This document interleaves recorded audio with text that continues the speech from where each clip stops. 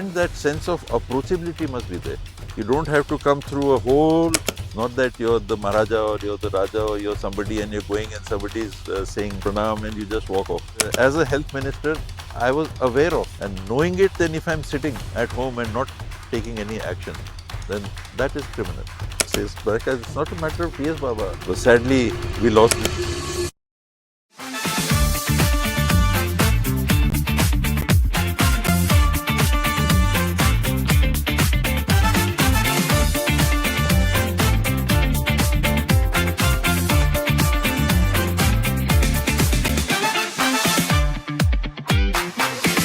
Welcome back to the RKCIAN Podcast. Today, we are honored to host a guest who seamlessly bridges legacy and leadership, known to many as the Maharaja of Sarguja and to the people of our state as T.S. Baba. He represents a rare blend of heritage, service, and modern vision. As the chairman of Rajyavardhan College, he guides our institution with wisdom and purpose. Yet, his journey remains a lifelong intellectual pursuit and commitment to learning. It is my absolute privilege to welcome the iconic Sri Bhuvneshwar Sharan Singh Deo. Thank you, sir, for your precious time. Thank you so much for giving me this opportunity to interact with you all. To start with, your royal family of Sarguja was a founding donor state of this college. Could our viewers learn more about the royals of Sarguja and how they are connected to this institution? The family is supposed to have started back in 195 CE, now the Christian era, otherwise we used to say AD. And I'm supposed to be the 117th head of the family, so to say. Pre-independence, Maharaja Ramanusaran Singh Deo ji, he was the Maharaja of Sarguja. And his son, Maharaja Ambikeshwar Saran Singh Deo, was my grandfather. Then Maharaja Madneshwar Saran Singh Deo, he was my father. And now we are sitting and talking together. Father was a student of Rajkumar College. He passed out from here. At that time, you had the course that was known as Inter. You graduated at the intermediate level, which was, it will correspond to class 10 today. So then they passed out and then he continued his studies in Allahabad University, did his post-graduation from there in history, subsequently joined the Indian Administrative Service. He was an officer of the IAS. The association of the family with Rajkumar College dates back to earlier times. As you would all know that our college, our institution started in 1882 as a hostel in Jabalpur. Yes. It was an hostel and it was placed in Jabalpur. And students or children from the feudal families of rulers or the Jamindar, Jagirdars of Chhattisgarh.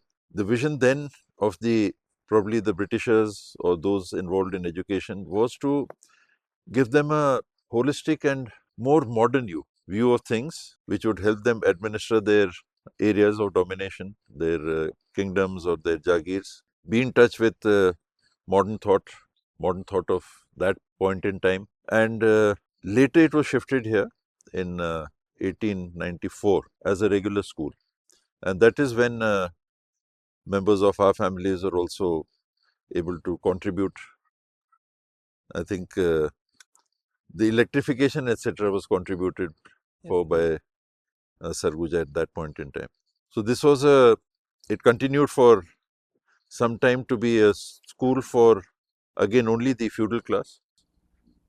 The thinking of the vision at that point in time was to train them in modern ways of administration and the way of life. We had the system of boarding way back in our mythology and culture, Indian mythology and culture. Today there is a resistance because it is so much more convenient to stay at home, relax, enjoy life there, go around, move around. So there is a resistance to boarding school now. But earlier it was a boarding for exclusive students. And then the cost was not matching up. The teachers required, the staff required, the families would be 15, 20 at a time, 30 at a time maximum. So you can imagine these 30 families being looked after by khawasses and cooks and other staff and teachers and principals and doctors, etc. So in the 1930s itself, the school was opened up for all. There was no exclusivity about coming from a particular background. and then the school was opened up for all families, children of all families. Later, girls were also allowed to study here, and we today are among the few boarding schools who have girl boarders as well as boy boarders. So the family has been associated with them. They formed a working constitution. They had members from the royal families of what was known as the Eastern State Agency. Oh. When independence was coming about, then there were negotiations between the Britishers and the ruling states and the Congress. So there were three parties who were basically leading. Other people were there too, who were leading this shifting of regime. So 40 rulers of the Eastern State Agency, 24 from Orissa, 14 then from Chhattisgarh, and 2 from Jharkhand. These were the ruling states which formed the Eastern State Agency, where negotiations that time were going on, and they formed the board.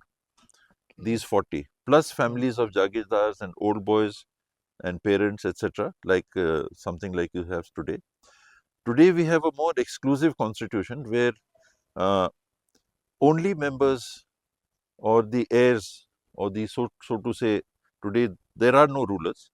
The government doesn't recognize them, but we have families who are recognized amongst themselves and by people in their area still as coming from a particular family.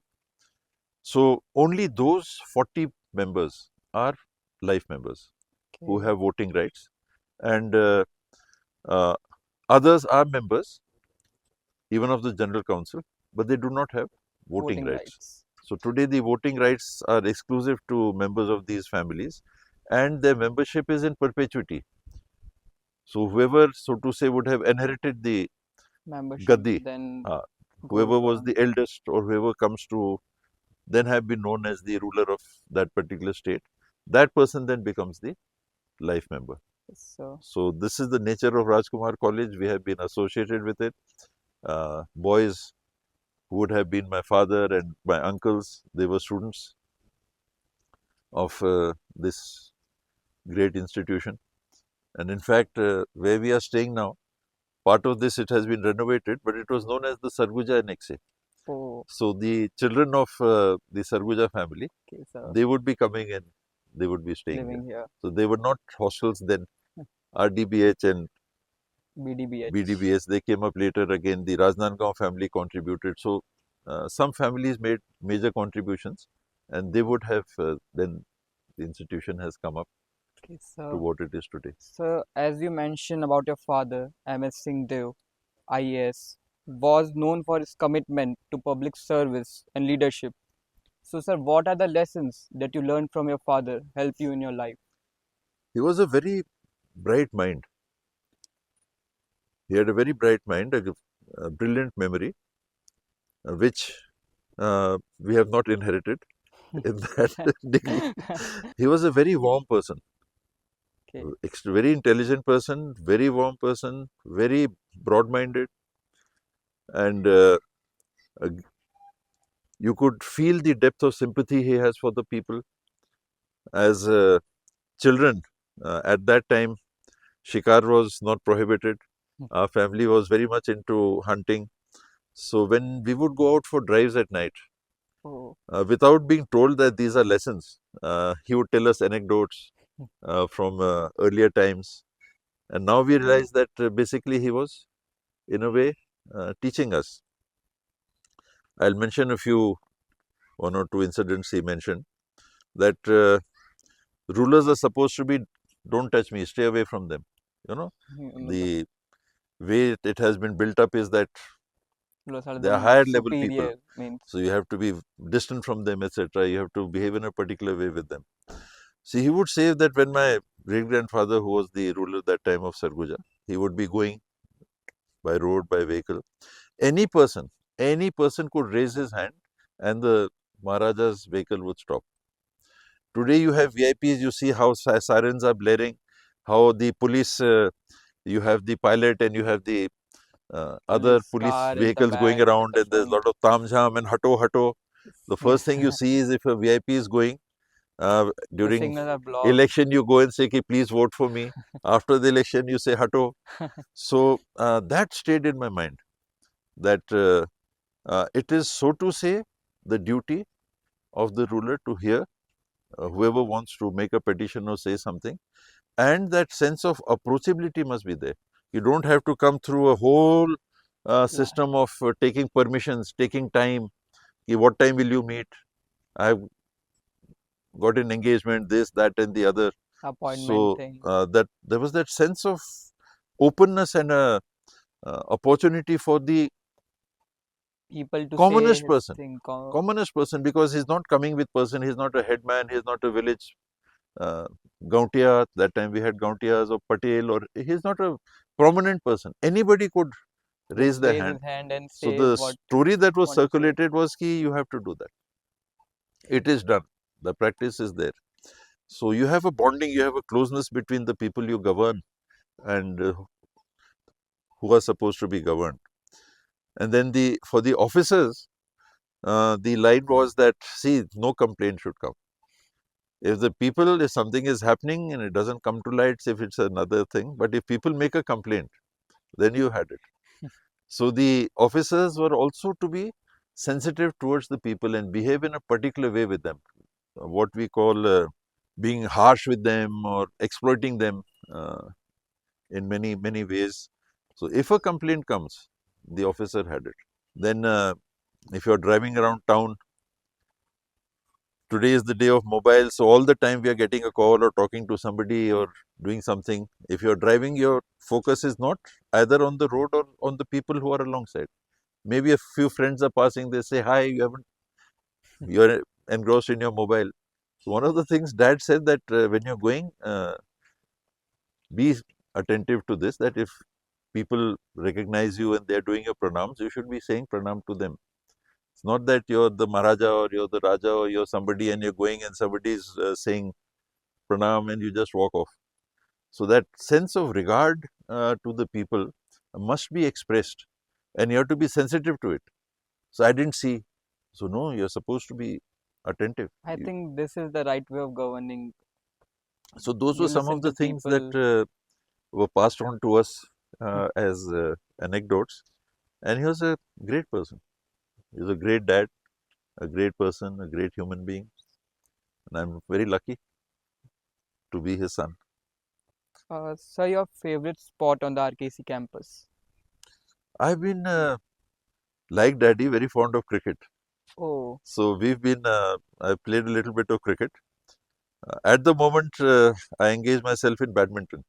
So whenever I'm on the campus, I take out time and in the evening around 7:30, go and have a 3 games of badminton. I think it's difficult sir, to go beyond that. if you have to choose one between badminton and cricket, what would you choose?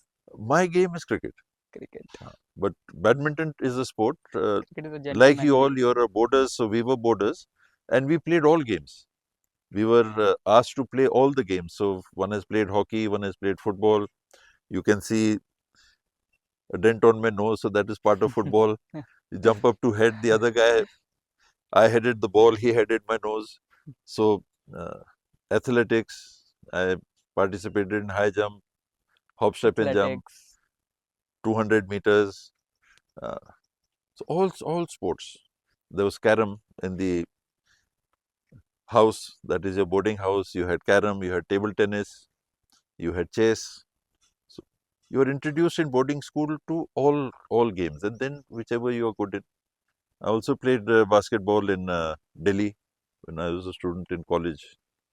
So for my college, I was, I suppose, tall, not much of a player, but because I was tall, so I was in the team. Sir, sir, RKC have moved on from a day boarding culture towards a boarding school. What are your future plans and visions pertaining to this institution? Rajkumar College was a boarding school. It's now fully boarding school. It was even earlier from its inception. I mentioned it was a hostel in Jabalpur, so it was a residential institution. When it came here, it continued to be a residential institution. The boys were sent, so if you imagine families from all over Chhattisgarh or other regions, if their students are sons, children are to study here, obviously it has to be a boarding. So Rajkumar College was never a day school or a day boarder school. It was always a boarding school, And I think right up to the 2000, it remained a boarding school with a few day scholars. Then the finances came into trouble. Rajkumar College management had issues, and there was a lot of loan that had to be taken. And because you were getting less boarders, so you had to take in day scholars to sort of increase your Numbers, intake. Money. student, the You money needed money intake. to pay the staff, the teachers, etc. We Yes, were in, when we came into the management, I think about 90 lakh debt was there on Rajkumar College. This was in 2004. So before that, it had transformed from being a boarding school to a day school. day school. And all the members I mentioned are from these families, and they have most of them been students here, boarders here, and they are very clear that they want this to be a boarding school. Because boarding school has different culture, different activities. You mentioned sports. So suppose Rajkumar College tomorrow morning becomes a day boarding school. There'll be hardly any students who would be waiting to play games. They'll all rush back home. Back home, go to their And what about homes. debates? What about other Elocution. activities, elocution? What about dramatics? What about other arts, other activities which can only take place in a boarding school? As such, otherwise you can do them at home also. But mostly I feel that these children will not get an opportunity to take part in all these such activities at a time. So I'm also bored. I know the feeling of playing with your friends, playing cricket, football, badminton, and wanting to play more, but teacher calling you back for prep. It's a good feeling. You have only 24 hours in the day, so you have to pack in all these activities in that. Moving on, if you had not entered politics or public service, what profession would you have chosen? I do say sometimes that maybe I would like to have been a teacher or a principal. I would have been in business for sure because you need finances to keep your family running. But an inclination, I have an inclination, a strong inclination to share whatever I may have picked up in life. So one great platform to do that is if you're a teacher. Otherwise, people won't go to you to ask even. If you're a teacher, while teaching the subject, you can teach many things. Like I remember one of our teachers in Scindia school, what he taught as a simile stayed on in life. So small things like he would say, all taxis are cars, but all cars are not taxis. So you're not thinking like that when you're in school. Then suddenly it opens your mind up that, oh, there are other aspects or other ways of looking at things. You don't look at it like that. So, as health minister during COVID-19, what were the challenges that you faced? The biggest challenge was that very early on, COVID-19, like you're mentioning, so it was first discovered or noted in China in 2019, 19. October, November 2019. And the word got around throughout the world that is extremely contagious and is likely to reach every country. At that time, one didn't think so. Even while one was hearing this today, you have the social media, other means of coming in touch with things. So, as a minister, I was trying to keep in touch with a little of what some experts are saying about COVID. And they would be saying that it is spreading so fast that it is going to reach every country in the world. And for me, at that point in time, when the first case in India was not discovered, I think it was in February or March 2020, that a foreign tourist, probably an Italian who had come and he was discovered, maybe he passed away. First case was discovered. And then regulation, people are coming in, screening, etc. Students coming in from Great Britain, from elsewhere, Europe, America. So it didn't seem as if it would really hit you. But experts were saying that. So we, with our officers, the team that was working, we had got into it very early. So while the officers were saying it's going to spread throughout the world, the experts were saying, the experts were also saying that nobody knows anything about it, no cure to it.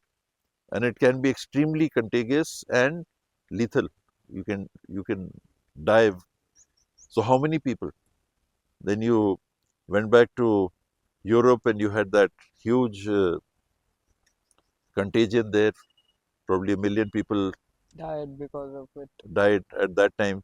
So then people started thinking about it in those terms is going to be a huge, huge issue and no cure.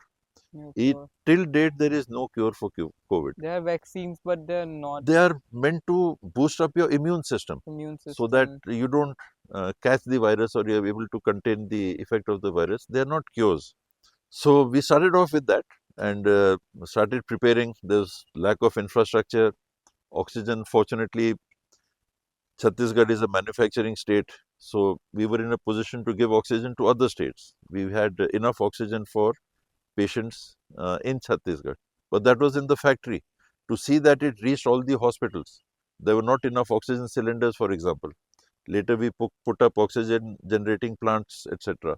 That came up as things progressed. But day one, I was very clear that nobody knows anything about this disease. There is no cure for this disease and it's likely to spread very fast. Then we learned how, like all viruses, it is a mutating virus. If you have influenza, you would probably be aware that you're supposed to take an injection every year for influenza, or at least every 2 years, because the virus is mutating and the vaccination or the injection that is given to you needs to be tweaked. As the virus changes its nature, so the medication needs to change almost every year. So this virus also is a mutating virus. Then we learned a little about that.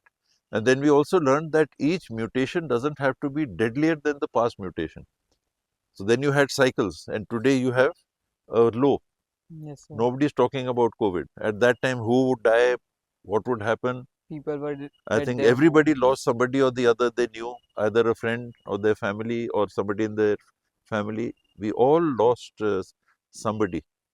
So that was the nature of the virus. It was a big challenge. Manpower. Most of the private doctors, they had closed their clinics because there was so much fear. There were not even what we call PPE kits to protect those who are serving you. We did not even have kits in the country. Forget Chhattisgarh. So then the push to manufacture them, then the lockdown came in because we were not prepared. We didn't have medication, we didn't have vaccinations, we didn't have even a simple thing like a PPE kit. The whole thing that you wear, they were not available. So those who were going to look after you would have been getting infected and then going into bed. So many doctors or nurses also passed away. They lost their lives. So that was the challenge. It was a huge challenge, but the satisfaction was that we came together.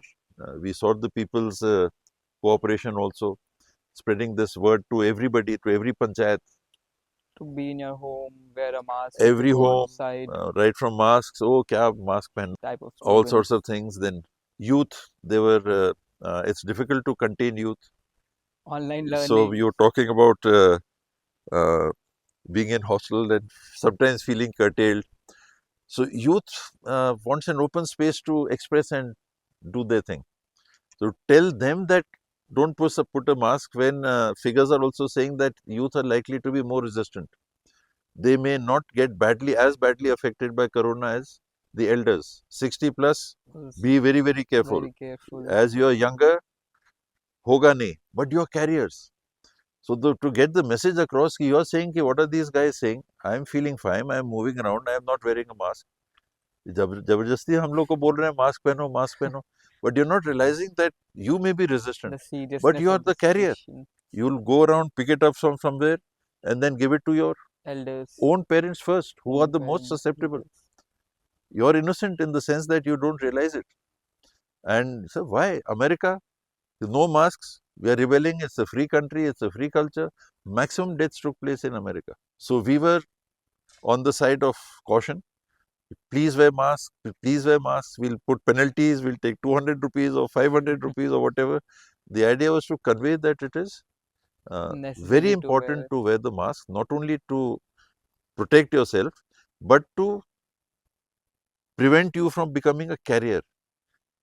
So there was a graph which came out again, one of the things one was learning, where experts had put out a play that they made a box on your TV screen, and they said that there's one person here who is contaminated. Like, okay, one guy is contaminated, we'll take care of him, do whatever. And then he says ki random movement of that particle in that space, it will be such that it will affect everybody in that space. So those are the projections that were coming in from experts. In a limited area, say this lawn or this house or the compound of RKC, one person catches that infection, he'll be giving it to everybody because he'll be moving around. So why curtail your movements? Why lockdown? The other things that are talked about lockdown, so I'm leaving that aside, whether it should have been there or whether it should have been a different way, whether people should have been given an opportunity to go back home earlier and then the lockdown came in, those are other issues. But those were the projections. So that is the scenario that as a health minister, I was aware of because I had seen that demonstration. And knowing it, then if I'm sitting at home and not taking any action, then that is criminal. Even when the vaccination started, we first said, ki let's, because vaccines were limited, give it to the staff who are working. And on day one, we met with a situation where a nurse said, I won't get vaccinated. डर लगता मैं नहीं vaccination it was in Bastar. So a nurse in Jagdalpur, she said no. Then like the government works, they'll try to push her into it. I said no, don't do that. Get her online. Let's talk to her. Let's explain it to her that there will be no harm. Though today there is talk of side effects which are there for many medications. But it was a life-threatening situation where this seemed to be the only help that could be provided. So we talked to her and eventually she took that injection. So there's a lot of resistance. That's why we went first and had ourselves vaccinated. So the people, we could sort of send the message that if there is a risk, we are willing to take the risk. It is so important that this vaccination is taken because there is no other cure, that we are willing to, have it first. So those sort of things also. Sir, you took a stand on the Hasdeo-Arand forest issue.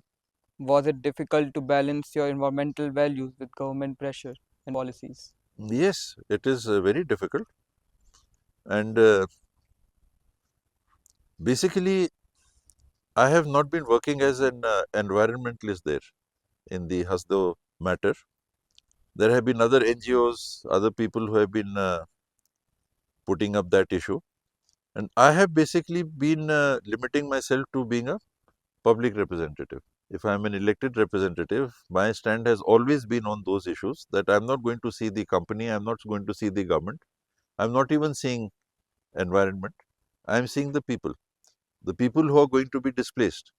They are going to lose their lands, they are going to lose their homes, they are going to lose their fields, they are going to lose their way of life, where they would be being born, where their parents would be dying, where marriages would be taking place, where children were being born, where they would be having their own cultural activities, their social activities, that complete uprootment.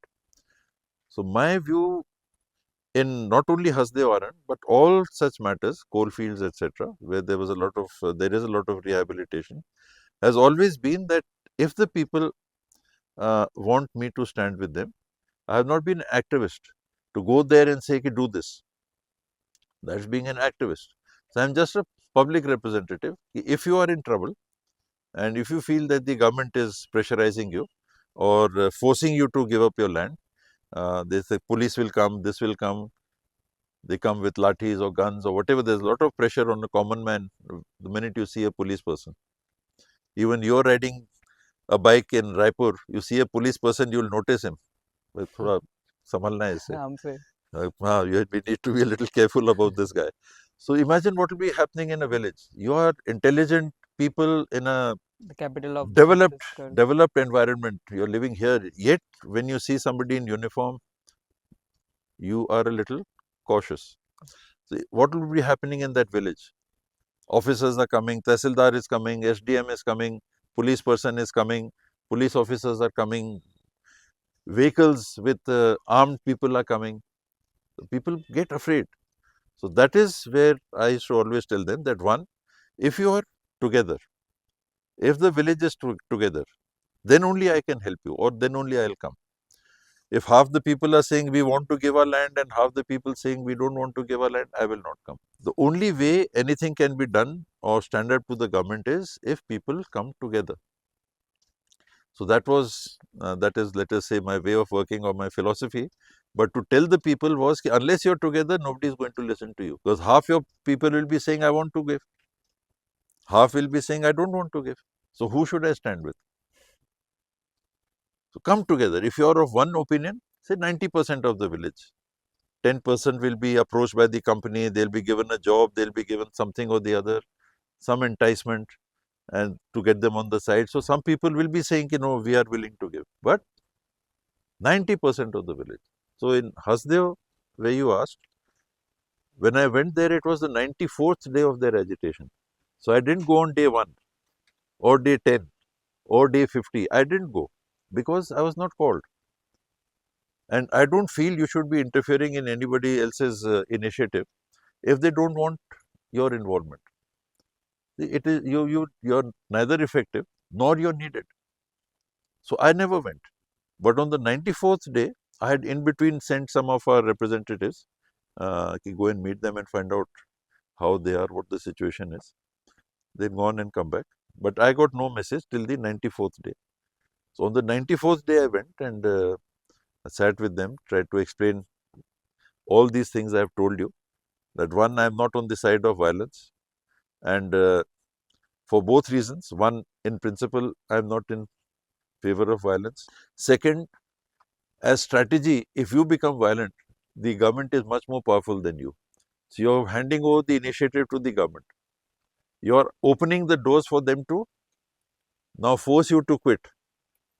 Either they'll take you into custody or lift you away from your place of dharna or whatever.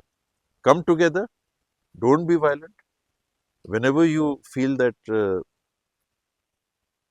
I should be there with you, you can call me.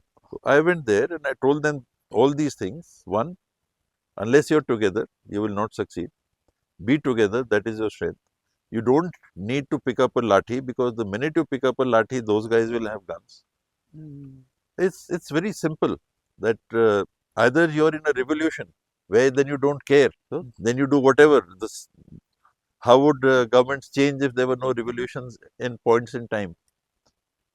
Whether it was the Britishers here, whether it was the French Revolution, or whether it was the Russian American War of Revolution. Independence, or Russia, or wherever in the world, at points in time. But that cannot or should not never be the norm.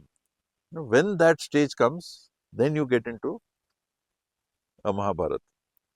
There is So, no space for Mahabharata every day. were the peoples afraid when you get there, when you see their faces? Were they sad, beaten by the police, or they were just They were not beaten by the police then, but they were under pressure. One has been going to them uh, over the years. Agitation somewhere, here, there, everywhere. Lot of agitations take place for similar reasons. So one place when I went, the first place I'll let you know when I went there, they had approached everybody, all parties, Communist Party, this party, that party. Eventually, they were to have been evicted.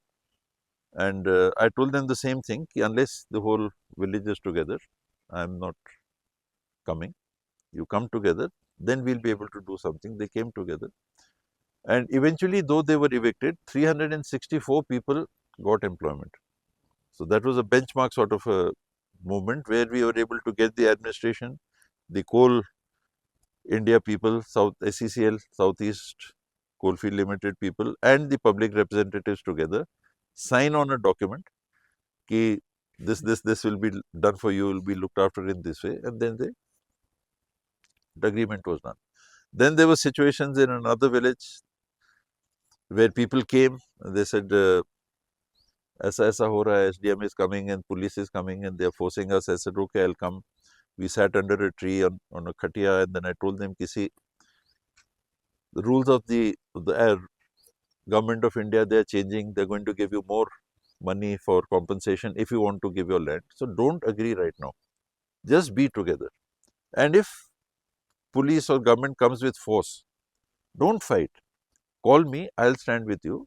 I'll be in front, not to fight for you To solve with lathi danda, but to solve the matter. give you that sense of security that nobody can do anything just like that. If they take you, pick up and put you in trucks and take you away, don't fight. Let them do that. But don't sign your land to the government if you don't want to give it. Don't use force. What is your strength? Being together. What is your strength? Don't sign that document under pressure. Once you put your sign, then in court you'll lose. जैसे कि हम डर के हमने कर दिया that I was scared and this and that. Court will, it Not becomes fair very to all difficult this. for court to take decisions on those issues. So eventually, what happened was that that village, after coming together, they all agreed and they gave their land to the government. Government. For whatever reason, they came under pressure. They gave their land, and 5 years afterwards, they came and said, कि बाबा हमको तो इतना ही मिला. मैं कहा मैं आप लोग को बताया था. Don't sign right now. The rates are going to increase. Even if you are to have give your land, you'll get more money. Don't sign right now. But now you signed. Now nothing can happen. That whole village is gone. Oh. It has been rehabilitated. Next village, another area, IFCO plant was coming, the land was being taken. So they sent word. I said, okay, I'll go. On my way, a lot of big stones were put on the road so that people don't come. So when I went there, I saw there was a complete confrontation in the village chalk. There was a tractor standing with gitti, small stones, and there were police persons somewhere. The villagers had all got together. So that was a tense sort of a situation. And the sarpanch had been, so to say, kidnapped by the police. They got him to wear the police vardi and put him in the jeep. They were to take him to the collectorate and get his signature. So all that was going on. So when we went there, we were able to pacify everybody, including the administration. You leave the sarpanch, you go. If the villagers are willing, they'll give their land. So they didn't give their land. Then 1 year later, they all signed and gave their land. They came under pressure. Whatever they thought, ki, theek hai, this much we are getting or whatever. So then they didn't send any message. At that time, it was all done. The lands were with them. Later, they gave the land. Later, the factory didn't come. So all situations are different. Hasdeo is a different sort of a situation. And there, I did say that, and it was in a nature to explain, not in any other way, that if there is violence, I'll be there in front. First bullet, I'll get. But there will be no violence if you don't do anything. And next day, the chief minister tweeted that leave alone a tree, a branch will not be cut. Though he mentioned T.S. Baba, if T.S. Baba says, because it's not a matter of T.S. Baba, I'm not the stakeholder, it is the villagers. They don't want it to be cut. But sadly, we lost this election, and before the new chief minister could be sworn in, the jungles were cut. Sir, in my opinion, A portion unity of is that the area. biggest strength in today's world. If you're united, unity is the biggest strength. Yes, always. Sir, moving on, a historic figure you would love to have dinner with. Difficult to say. Time with it wouldn't be dinner, but maybe Swami Vivekananda. Something breakfast or lunch or some time with him. If I was able to talk to him, and if I was fortunate to get some words from him. At the age of 70, you went skydiving in Australia. How was your experience? It was great. Something I had in my mind, on my mind for a long time. Right from Bond movies to otherwise, you're seeing people doing skydiving. So I wanted to do that. In Australia, we got the opportunity. Later in New Zealand also, I did another dive, which I didn't put on Twitter. But Australia, it was great. It was exhilarating. It's fun. The thrill of wind hitting you at about 200, 225 kilometers an hour, It's a from the initial sky, dead drop, so it was going to the land. fun. Freedom. Sir, was it a spontaneous decision or it was in your bucket list? It was on my bucket list, in the sense that it was there. The opportunities were not there. I don't know if I would have taken the initiative to go You somewhere and do ticked it. off one more bucket list item. One has one very satisfying bucket list has been ticked. I once went for bungee jump. First, you get a feeling that it is not going to happen, but the experience is on another level. So, sir, what's next? Bungee jumping, no. Sir, bungee jump, That, for me, not bungee bungee, jumping is but a no-no. something else. But maybe something underwater. I feel a little Oh, insecure exploring in the the sea. ocean. In the sea, I'm not very comfortable. So if I get an opportunity, maybe train myself to breathe underwater with tanks and all, and do a little Scuba eye-opening diving. underwater. Of course, traveling.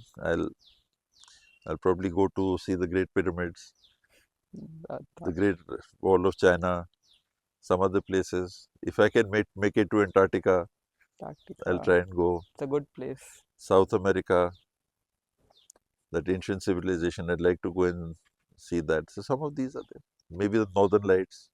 Hmm. So, we now have the rapid fire round in which I will say a word and you have to say the first word that comes to your mind. Youth, youth, Youth, potential, potential, education and health, necessary, Sarguja, great, favorite sport, cricket, adventure, world tour, well, too. School life, fun. and sir, last but not the least, Indian cricket team. Uh, it's doing well. And sir, who's your favorite player? My favorite player probably be Tendulkar. Tendulkar. Thank you, sir, for Thank you. giving us your time. Thank you so much.